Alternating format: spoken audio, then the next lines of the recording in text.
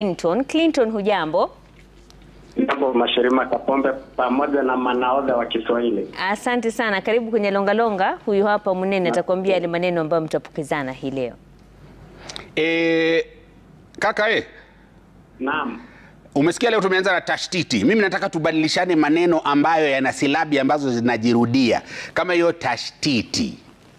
Kama tashtiti. Bibi. Chuchu. Kuku. Matiti. Mimi. Madhambi. Mama.